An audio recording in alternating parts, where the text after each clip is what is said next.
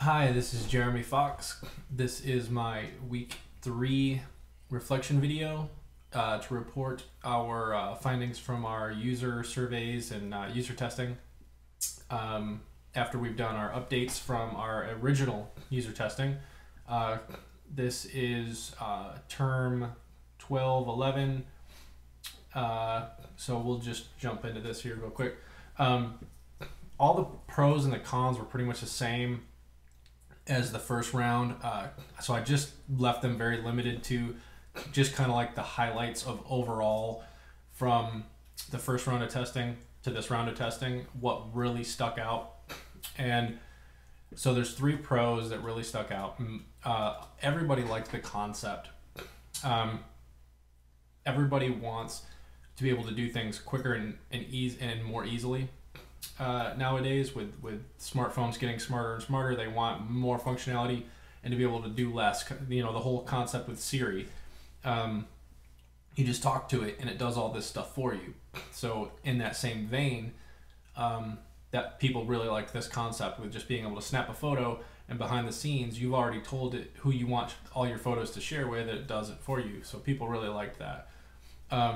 Simple to navigate and simple to use. That was the overall thoughts of it. As you'll see from the survey, it was taken to very well with how simple everything was to use.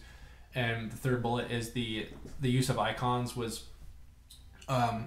very easy to understand. Like last week with the clock being history, self-explanatory really. The little gear meaning settings, as was mentioned in my video review by Megan. And so the icons were very simple to understand. Cons, I just left one bullet in here because this was really the highlight of it. I had pretty much corrected all the other issues that were mentioned in week 1, or not week 1, sorry, last week's round of user testing. So this is still the outstanding one that I'm actually actively working on, just haven't finished it.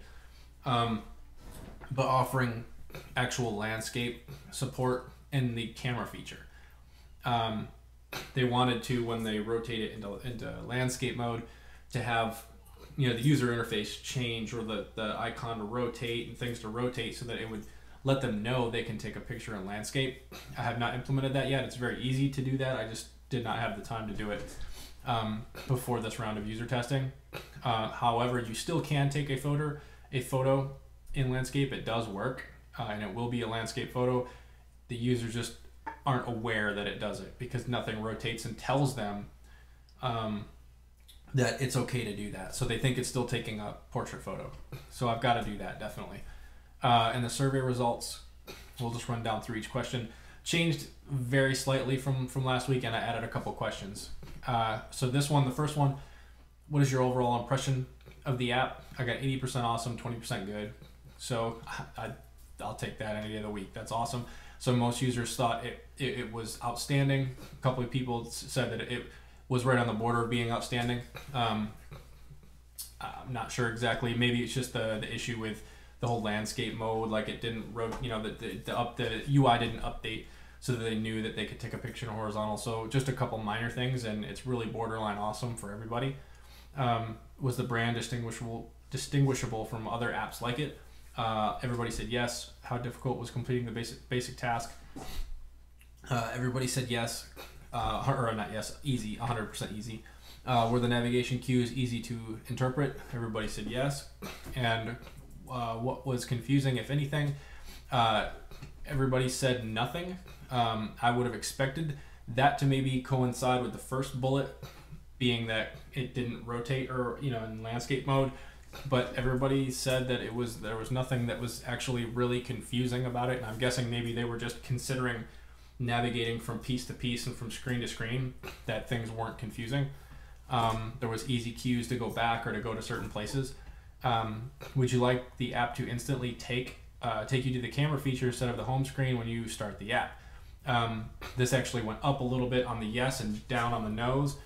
So it seems that more people this time around actually agreed that they would like it to just go straight to the camera so they can instantly take a photo, which when I heard last week that people were really liking that idea, that's why I implemented this setting into the settings screen, that when you toggle that on to launch the camera on app launch, it will do exactly that. When you minimize the app, the next time you bring it up, you go directly to the camera feature. So that is implemented, and since people are liking that, I'm assuming people will like that feature. Maybe that's something I should consider turning on by default so they can turn it off, since more people like the idea of it. Maybe I'll explore that. Was it easy to find and change app settings? Everybody said yes. The last question was, once the real app is created and available, what sharing options would you most like to have available? There was 4 options. There was email, MMS, social networks, and other/not specified. And they ranked up as number 1 being social, number 2 being MMS, number 3 being email. So those are the most popular, and they were so close. I would almost just consider all 3 of them as being what everybody wants. So what I'm thinking about doing, honestly, is offering 2 versions of the app, a free version and a paid version, maybe like a 99-cent version. Maybe the 99-cent version could just be called Pro or something. And with the Pro version, you get all the sharing options. So like email, you get MMS, you get social, you get whatever, LinkedIn, Pinterest, whatever, all these other different social networks and different sharing options that could possibly be available. So you get all those with the Pro version that you've paid for. With the free version, you only get 1. So like maybe email.